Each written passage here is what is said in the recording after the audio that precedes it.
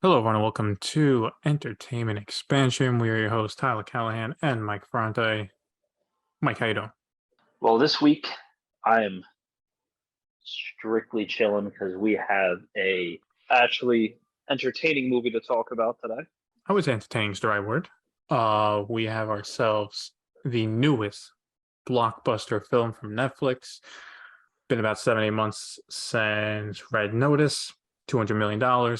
Well, now we have spent another $200 million. Netflix has to give us an action. Would you call it a thriller? It's just like an action adventure film, kind of, right? Action adventure. Yeah, action adventure spy movie.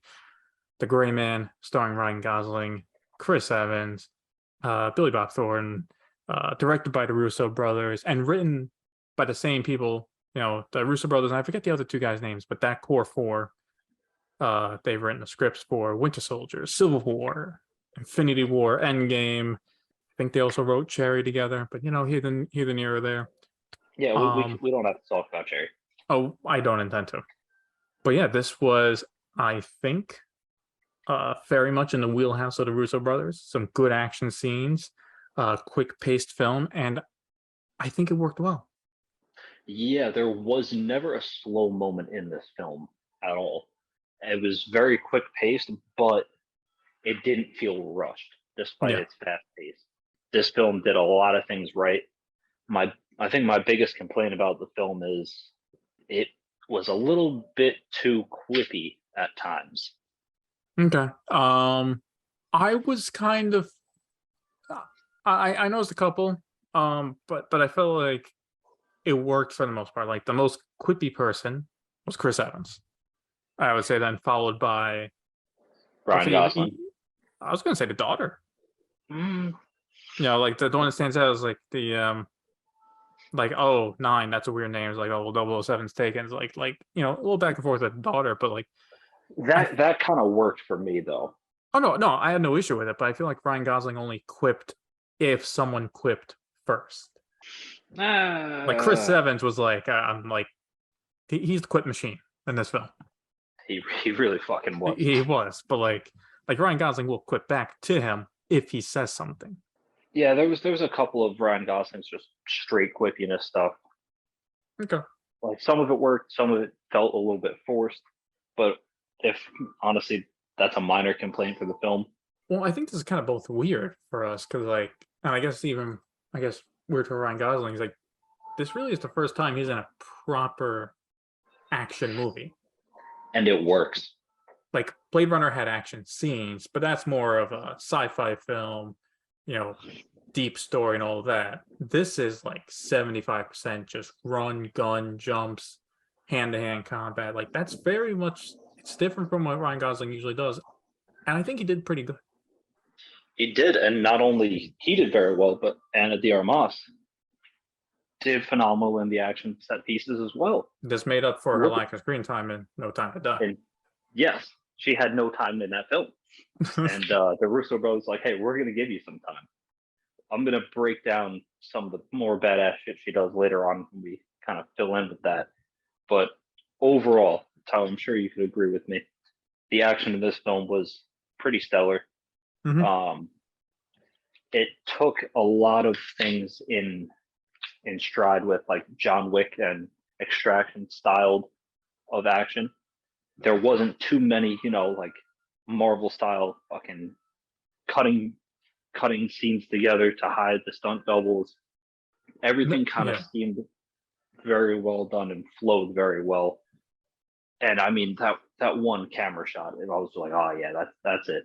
When Ryan Gosling's running towards Chris Evans, and they kind of like flip, and the camera flips with them. Oh yeah. Like that was a nice shot. I was like, all right, you got me.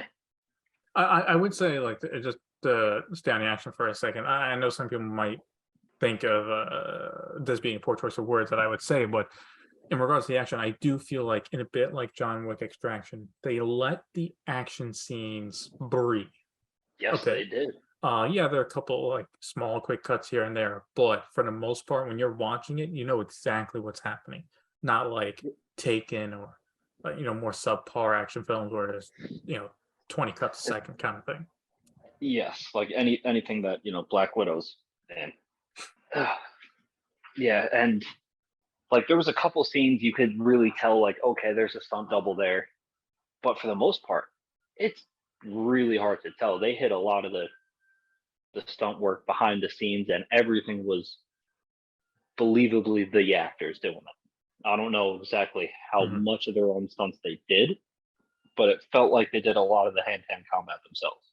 Well, I know. I mean, we probably know at this point. Chris Evans probably has a lot of experience anyway with the hand-to-hand combat with the other films. But yeah, you're right. They definitely frame it that it looks like they did the majority of their own stunts, which obviously we know there's stunt people for some of the big stuff.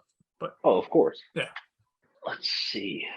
Still staying on the action, even the special effects and practical effects used for the action were very well done. Like it, because there was a lot going on in a actually, lot of these scenes. one action scene that actually stood out to me a little bit was the airplane one, Yep, but not the fight itself. Toward the end of the fight, and like the camera shots as he like is parachuting or parachuting free down diving. right before the jump cut. He's already on the ground. Like that's Yeah, the like free diving that was yeah, the awesome. free dive that was insane. Like the camera's a little bit blurry, but that's because like the in the movie it's because he's going through the clouds and the wind Mhm. at high speeds. Yeah, Now, granted, that's all special effects, but it looked it looked good. phenomenal. Hmm.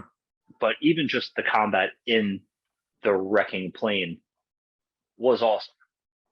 Yeah, no, not discounting that scene. That was a good fight scene, but like just the shots when he's like the free fall, like that stood out to me as something memorable. Yeah, I mean, there was a lot of memorable moments in this movie. Ryan Gosling kind of still played a shade of his reserved, quiet self, Yes, yes. but it still worked in this setting. He was definitely more of a character than you would say in his previous work like Drive, where he doesn't say a single fucking word in it really. His motive his induction into the gray man still gives me questions because you get, good Billy Bob talking to him when he's in prison.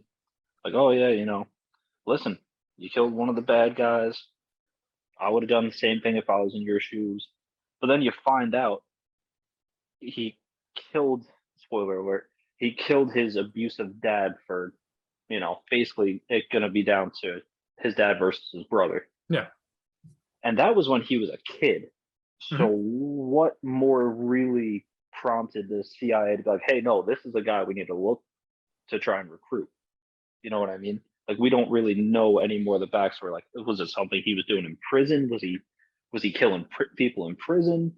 That's Like called what? the Gray Man too. But Green 1.5, the prison days. when he does explain the backstory, his backstory about the abuse father and all of that, I will say at the very least it does line up with Billy Bob saying I would have done the same thing if he was in his shoes. Like it's not like this Yes, guy was a serial killer. And like, bro, yeah, all of them, all those people deserve it. It's like no, the abuse father, I get it. I would have done it. Here, have some chewing gum. but it just is that really enough for the CIA to get piqued interest in someone who did that when they were what in their Well, mid teens? Probably not. we don't even know what they were looking for. All we know from the film is that they wanted, I guess, somewhat younger people who have long-term prison sentences who they can take out. And he even said they would train them to kill and all that. So it's not like he had like all the skills pre-hand, but clearly, like they were kind of gray in Man, what the Gray Man program was. Like, yeah, what was the key differentiator? Like, they believed they shouldn't be in prison. So, like, Ryan Gosling's because character shouldn't be in prison, but he's okay with killing. So let's train him and put him to use. yeah, because he's more of an asset Mhm. working for them than being in He prison. can be controlled to a point. It's kind of like what the FBI and CIA does for some hackers. They get locked up and they're like, "Hey, listen, would you rather be locked up or work for us? Which one?" Yeah. So it's kind of in the same vein as that. I will say his dad set him up for success by teaching him to ignore pain and not really feel it too much because he was a fucking sponge for damage in this movie. He was a goddamn sponge. Compared to Chris Evans, who gets tranquilized in the leg once, and he's fucking waddling for half the movie. Yeah, he was waddling for a little bit after that. But he handled pain pretty well towards the end, getting his fingers blown off, his back burnt by a goddamn fucking flare.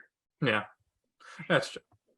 So let's talk about the big action set piece at the end at the compound, right? It That was whole scene it was really with good. yeah, Anna de Armas, like first off, the RPGs were too accurate in this movie. I'm just gonna put that out there. Well, staying with her in the RPGs, one quick scene I did appreciate, just to add the sprinkle of realism, is after she's done jogging around the compound blowing shit up, she's actually out of breath and has to stop for a few seconds before Yeah, continuing, which I do appreciate. It's not like she's an Iron Man just running the marathon, no issues. Like, no, she's out of breath. She's chucking these RPGs on her back the entire time. yeah, and not for nothing, she was carrying all the heavy equipment. Not only did she have What's Ryan Gosling going in with a gun, assault rifle? That's it. assault rifle, pistol, and probably a knife, she was lugging around a fucking RPG, a grenade launcher, and probably some other weaponry too. But she was a fucking badass throughout that entire scene. Fucking grenade launcher here, sniper's nest, grenade launcher there, running, gunning. It was awesome to watch. And even her one-on-one fight scene with the Indian hitman who has the change of heart in the end. He's like, wait a minute, you're gonna kill a girl? It's like, oh, that's where you draw the line. Okay, I like your standards, but and especially Yeah, his yeah. scene, like, all right, you I know what? I Take thought this, that was a bit weird. take this. These are unhonorable people. I don't work with unhonorable people. Because they make it seem in the FaceTime call, after Prague, that's like they kind of know each other. Yeah, So it's like, all right, if you already worked with Chris Evans before, he's private sector. He's probably not a good dude. So why are you surprised? Like, oh, you're killing a girl? Like, what? come on, man. What are you doing? But I Oh, we're understand why. past all I this. understand why they had to Yeah, write him like that, because when the trailer first released, I never heard of this guy before, but apparently, and I'll try and get his name right. Danush. From what I gather, he is a megastar in India. He's a megastar. So when watching the film, I was trying to see how they would treat him, because he's one of the top people. It's like if I don't know, it's like what's the top actor in America? really depends. Let's say if I guess. let's take British actors. It's either if Daniel Craig did an Indian film or a South American film as like the big star. So Danush is here. I noticed he is the only guy to technically not lose a fight in the film. Yeah, He that actually is completes accurate. the objective, gets the USB drive, and then fighting Ana de Armas, he just quits.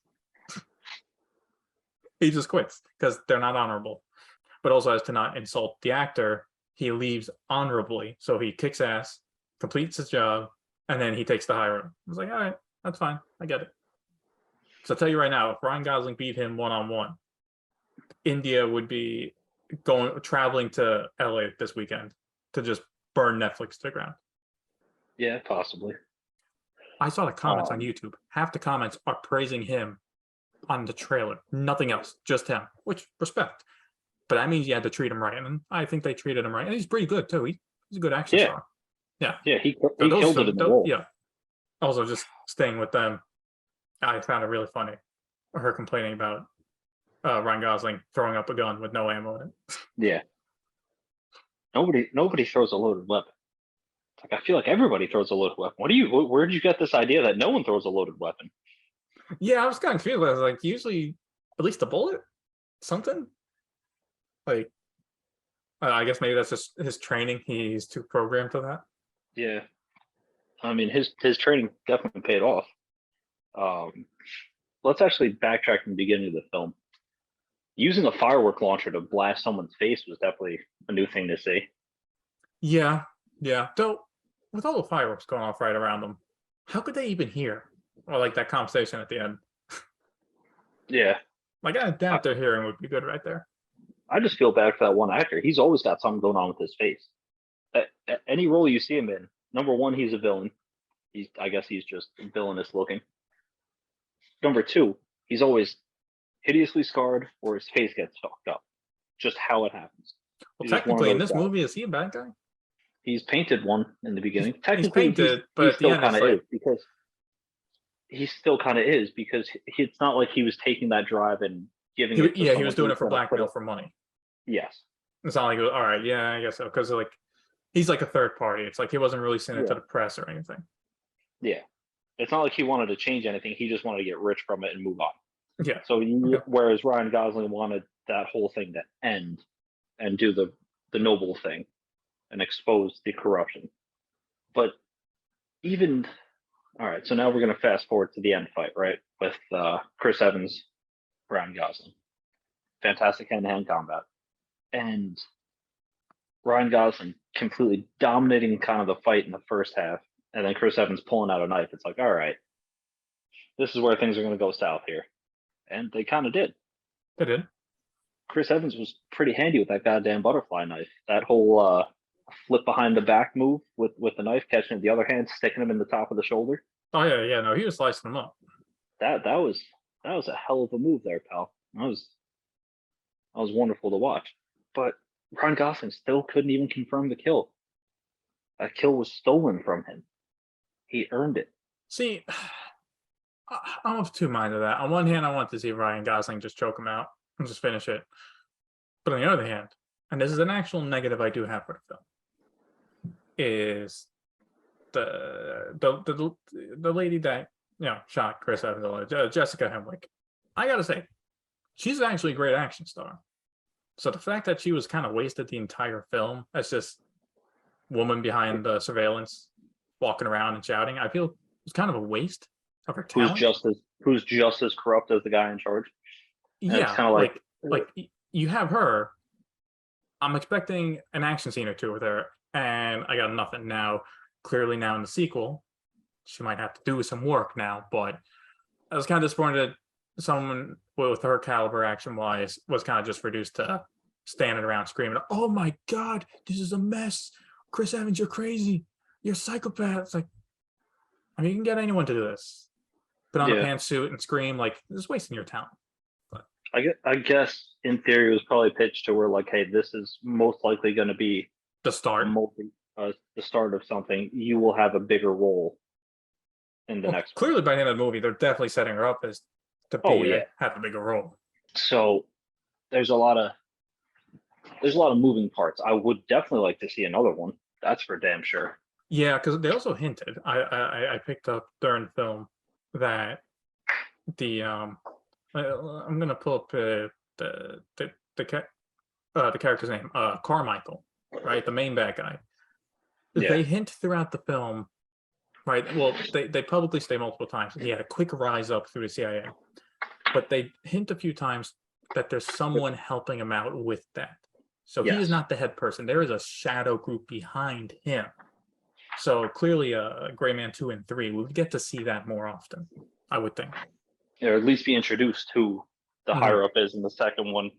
I was really hoping for Carmichael to get his comeuppance. I was really hoping for it.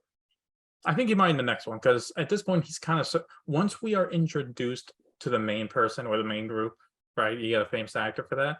Carmichael's kind of served his purpose, because now it's going to be Ryan Gosling versus that group, and Jessica Henwick kind of like third party. She wants to do her own thing within the CIA. Yeah. But who knows? Maybe we'll see Carmichael, be spiteful, try and help out Ryan Gosling, all that. Like where they can go, and this is me having not read the novel series this is based on, they can go in many different directions. Yeah. Which is great, because another downside to the film is this is a fantastic film. It's a great film, good action, great acting, does nothing at all to reinvent the wheel of this kind of story. It should be said. Like, you're not going to get a twist on the spy genre. You're not going to twist on the action genre. It's a well-made one, but you've seen this kind of film before. You've seen 50 times before. I would honestly say this is the best action film Netflix has released. I don't know. Extraction's good. It's up there with Extraction. It is. That's the real contender. It's the only contender. You got Triple Frontier. See, it's a good movie, but there's not that much action compared to Extraction and Gray Man. Red Notice.